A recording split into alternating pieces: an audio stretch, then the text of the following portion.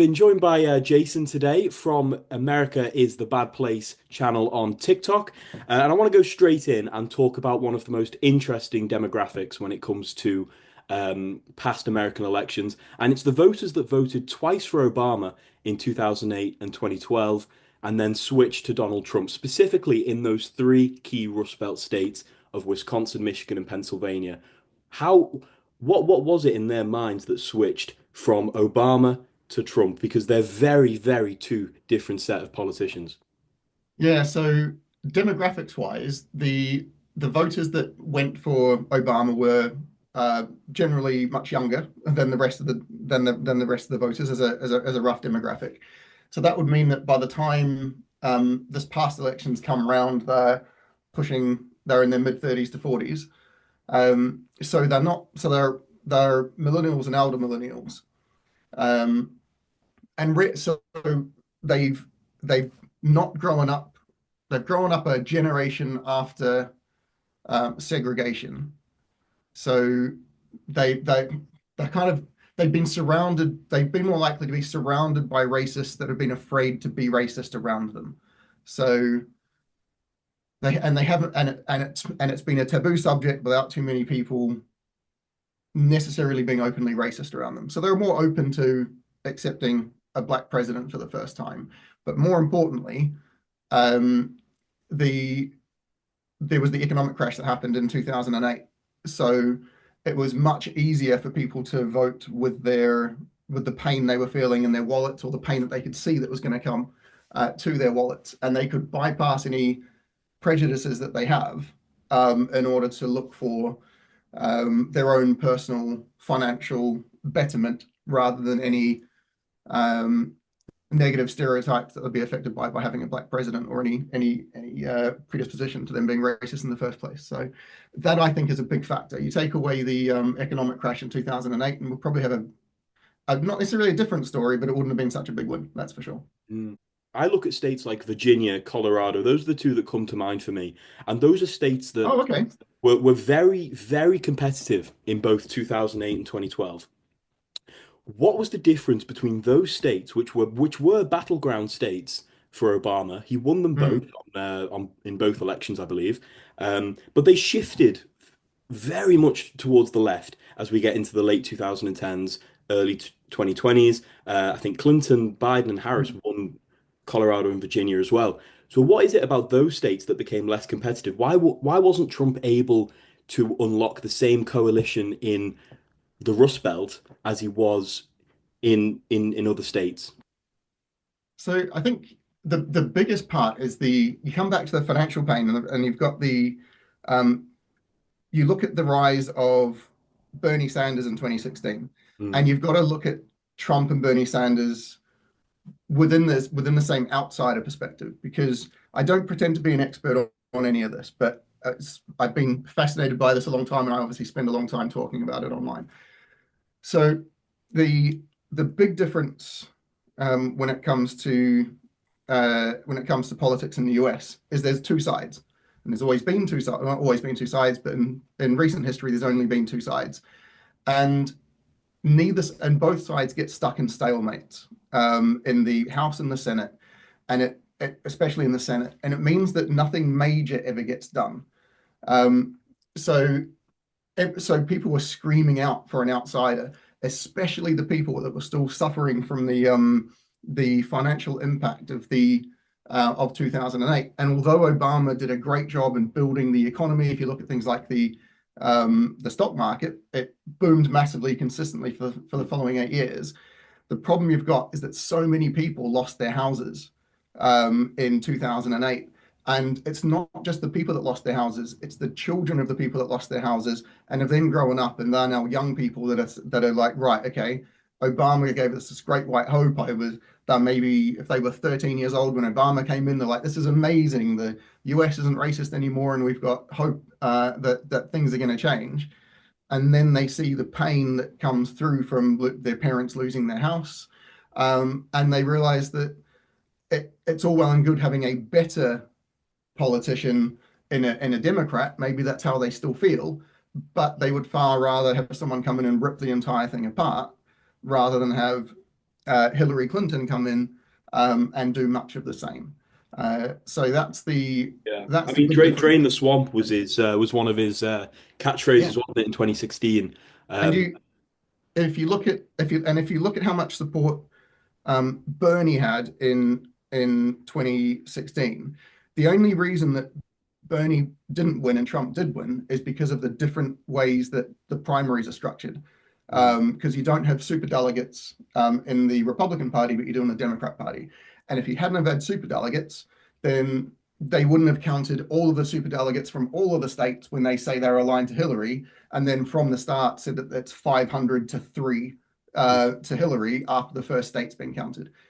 Yeah, You would have had something like 30 to 29 after the first state. I So, mean, yeah, you look at a state like Michigan, for example, mhm, in the Democratic primaries in 2016. I remember when Michigan came around to vote. I'm not sure what time of year it was, but it was very much expected that Hillary Clinton was going to win the state, and Bernie mm, Sanders took a decent chunk of the delegates from Michigan, and that was the first yeah, sort of indication of like, hang on, yeah, this sort of crowning for Hillary Clinton, which many expected after Obama's victory in 2012. It was mm, almost as if Hillary Clinton was the president in waiting. And that was yeah, the and first indication that this election probably wasn't going to be like others. yeah, and I might be getting sidetracked a bit, but the Bernie Sanders gets a lot of I don't want to say hate, but yeah, from the left because they perceived that there were his voters went and voted for Trump, but they weren't his voters. They were people that were so disaffected with the main two options that they were willing to look for something else, and they wouldn't. And it was someone that turned them from someone that was really ambivalent about the option of voting to someone that was passionate about voting for somebody. He then lifted them up to someone that became a likely voter who saw that there was someone fighting for workers' rights that would be important to, especially in the Rust Belt. Minimum wage is a massive thing there. And it's still no coincidence that the three states that had minimum wage still at $7.25 an hour and are swing states, and they've had that since 2019. Those three states would have, if those had swung the other way, would have had Kamala winning the election this time. Yeah. So that much hasn't changed. But back to Bernie, they weren't his voters. They were disaffected voters that he got interested in politics. And then the Democratic Party moved away from the outsider perspective of someone's going to break things and change things to here you can have much of the same.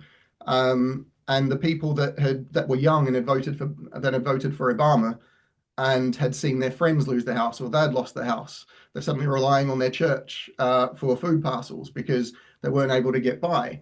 Mm. And they're watching the stock market go great. And they're like, well, the stock market means nothing to me. That just Yeah. means the business owner that I'm being paid $7.25 to work for um, is getting richer. So again, those Bernie voters were quite likely Obama voters, but were now unlikely to vote. And Yeah. Bernie gets them excited about something because they're doing something. And then all of a sudden, he's superseded by much of the same old. And like, well, I guess we'll try Trump then and see if we can. Yeah. What's the worst that can happen? Especially if they were white, they didn't see any reason to see a problem with Trump. Yeah, I mean it's something that's always fascinated me thinking about this alternate universe where in 2016 it is Bernie Sanders against Donald Trump. I mean Mm. that would have been a hell of a presidential race. How just out of interest, how do you think that would have turned out? What do you think the result would have been? Um, well, you've got to assume there that anybody that would have almost anybody that would have voted for Hillary would have voted for Bernie. There will be some in there that will that would be perhaps they're voting based on their income and they were worried about higher taxes under Bernie, and maybe that's the reason they'll move away. But for any number of reasons, it would have been way easier for Bernie to defeat Trump because they both seem genuine to people that would perceive them that are likely to perceive them as genuine. So Trump, anybody outside of the US, you're not seeing constant Trump all the time as much as people in the US, so you can see through his facade. Mhm. Whereas in the US, when you're bombarded through an election cycle of, especially if you're watching right-wing media, um, you it'll take somebody who's also an outsider to defeat the outsider. And I think they would be more than happy to vote for Bernie if he's saying, yeah, $15 an hour sounds amazing. And they would have had a genuine conversation about, okay, yes, you're earning $17 an hour and you don't think someone flipping burgers should be earning only $2 less than you. Well, naturally, you're going to get a bump up as well. And imagine if you're running and they'll have a bigger conversation around if you're running a small hardware store in a small town, you may not be able to afford raising your wages, but suddenly everybody else in your small town is earning more money that's able to redo things in their houses they've been putting off because they haven't been earning enough. And suddenly you've got the conversations about local communities having more money spent locally rather than the owners of the businesses taking that money and spending it outside of the community. And those are the conversations that could have been had in 2016 by Bernie if he had won against a against a liberal elite, former Yeah. liberal elite in Trump, who only became Republican when it became convenient. Yeah, exactly. Um, so it would have been a much different conversation, and it would have been so much fun to watch. Yeah, I completely agree. I'd like to fast forward now to the 2020 election. Mhm. Obviously, Joe Biden won the presidency, flipping not just those Rust Belt states, but he also was able to flip Georgia, Arizona. Very few states moved in Trump's direction in 2020. A Mhm. notable one was, of course, Florida. Um, I want to ask, why was it that the Democrats were able to have such a good year in 2020, and yet in 2024, when they were the incumbent party, they had such a miserable defeat across the country? Was it Uh, because they were the incumbent party? Were people not happy about the way that things had gone in the past 4 years under the Biden-Harris administration? mhm.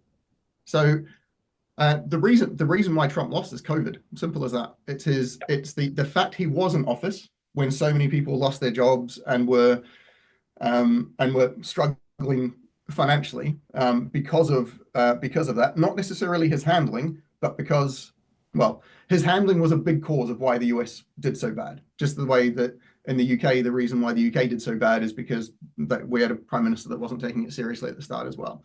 Um, so you can put it on him, but also the fact that he handled it so badly, it means uh, that the uh, the voters were voting based on how are they right now. Now, if he had have led with right, everybody, we're selling these Trump masks. Everybody buy your Trump mask today. Everybody should do their bit for the country and wear a mask because it stops you from spreading it to somebody else. If you care about your fellow Americans, you'll wear a mask when you're outside. Um, if that could have then become a Trump mask versus Biden mask campaign slogans when people are out and about in the shops. That would have changed so much. And it would have been seen as him leading the problem rather than causing the problem. And I think that would have made a massive difference. And even if he just had have taken it seriously and looked like a leader rather than being so easily painted as a failure, he would have easily won again. Yeah, I mean, imagine the election result if he had said wear a mask instead of saying inject yourself with bleach. Yeah, I mean that yeah. would have been really interesting because going into 2020, he was the favorite to win. Things were looking good for him. He was still a very unpopular president, but I think nowadays it's impossible to have the sort of approval numbers you saw with presidents like Reagan. It's why Yeah, a 49 state landslide is yeah. really, really improbable nowadays. I want to ask, when we talk about 2024, Donald Trump won despite having been found guilty on 34 counts of falsifying business records. Mhm. He won despite that. A lot of people assume that Joe Biden would have lost tragically due to his age, due to Yeah. his ability to perform in public. Uh, Mhm. for many people, they won't see that as a bigger issue than Donald Trump's crimes. If Joe Biden had remained the nominee, do you think he would have performed better or worse than his vice Oh, president? Harris. Much worse. It was over. Not just because of the debate prior to the, because he would I don't know the exact numbers, but he was down by an average of what, 7 points, wasn't it? Something around there. And it only took Kamala what, 4 weeks or so to get the numbers that were pushing her in the lead. And then she was within what, 6 weeks she was in a 7 point lead in average and the polls, and then she stopped trying to be so liberal, and she changed her talking points um, to talking about, to chasing after the right wing vote with the with uh, with George Bush's ex-vice president's daughter, whose names suddenly escape me. Liz Cheney. But sorry. Liz Cheney. Yeah, Liz Cheney. So by pushing that side, it Mm. immediately turned off all of the people that were against the status quo. So all of these people that had voted for Trump originally, and maybe could be swayed over, Yeah. they weren't really the target anyway, because they're unlikely to leave him. What you needed to do is to get the people that were excited enough to be really angry at Trump's handling of the pandemic, enough to get them out of bed. Because it's not a case of people deciding who are they going to vote for. It's a case of getting those bottom 30% Yeah. of Americans who just can't be bothered voting, to get enough of them to decide, oh, I tell you what, I will this time. And the way you do that is by talking to things that benefit them, not just that. You can't tell them any more about Trump than they already know. They've seen him for the last 9 years. They know who he is. They don't need to be told about what's happened with him. And so the fact that he's been convicted, or is guilty, is irrelevant. He's the person he was. He hates the people that, if he hates the same people you hate, you'll vote for him. Yeah. So unfortunately, Kamala needed to ensure that she was getting the ambivalent voters to vote, and she was leading amongst the people that were rated themselves as above a 7 out of 10 that they were likely to vote. She was leading by about 5% a week before the election, whereas Trump was leading the ones that were 1 to 6, sorry, not percent, but 1 to 6 out of 10 chance of them bothering to vote. He was leading them by 18%, and Right. he Okay. encouraged them to bother. And that was the difference. Although he didn't get too many more votes than he got last time, but he got enough. Yeah.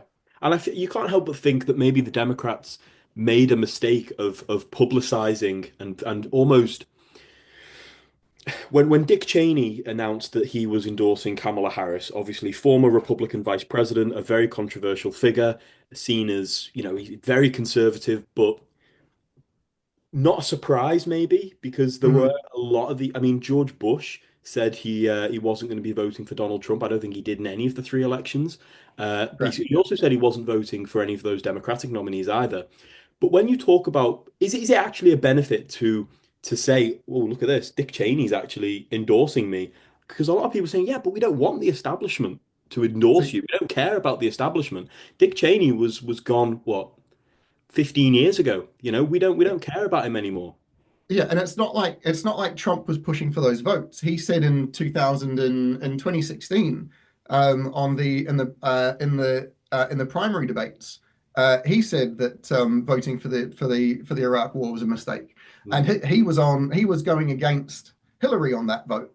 So the same people that were already against Trump generally are already on the side of being against the Iraq War anyway. Mm. So the big mistake was, yes, you can have the vote from Dick Cheney and Liz Cheney. You can mention that in the media and have the media talk about it, but don't bring them on stage. Don't and the same with Clinton. I don't know why they bothered having Hillary Clinton at the maybe have Hillary Clinton at the convention, but you keep Bill Clinton well away from anything, because if you're trying to paint Trump as a sex pest, you can't bring on somebody who the 2000 nominee wanted to keep well away from his presidential campaign because he was a sex pest. And you think about how times have changed. The amount of shame for Monica Lewinsky in 1997, 1998, compare that to now, the world has empathy. She's got a great TED talk on shame. Um, and uh, and and the world has changed since, well, the world hasn't changed since Me Too, but a lot of the world thinks about things and is openly talking about things a lot more since the Me Too movement. And you cannot have Bill Clinton on stage when you're talking about Trump. He needed to stay well away. Absolutely. And it could have meant they could have kept up those targeted points and that sort of thing, rather than it giving. You've got to think of politics as like a blow-off valve. Anytime someone's getting angry at the Republican Party, they turn on they turn on Fox News, and then suddenly they see Bill Clinton being a sex pest on the on when they're showing him at the conference, and that blow off valve of being angry at the Republicans suddenly goes, oh yeah, they're all like this.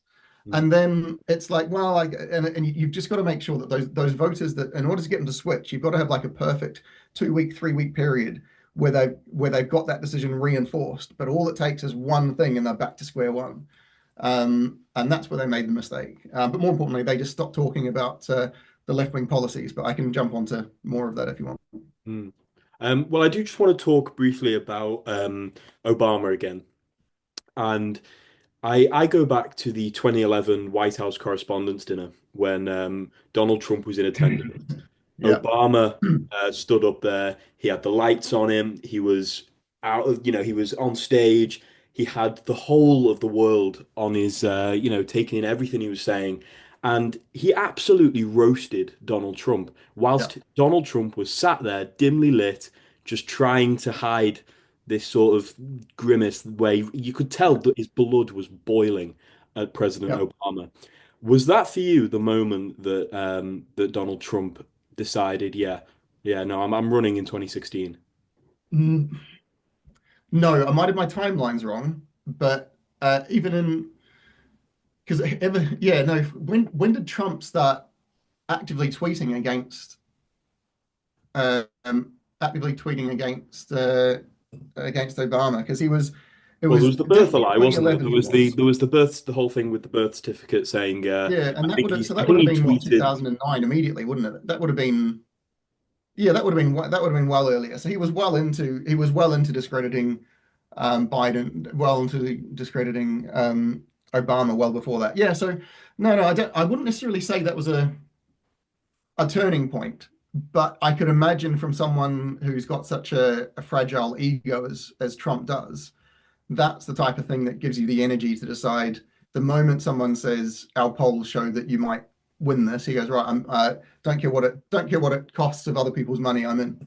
Um, so you can see why that would tempt him, that's for sure.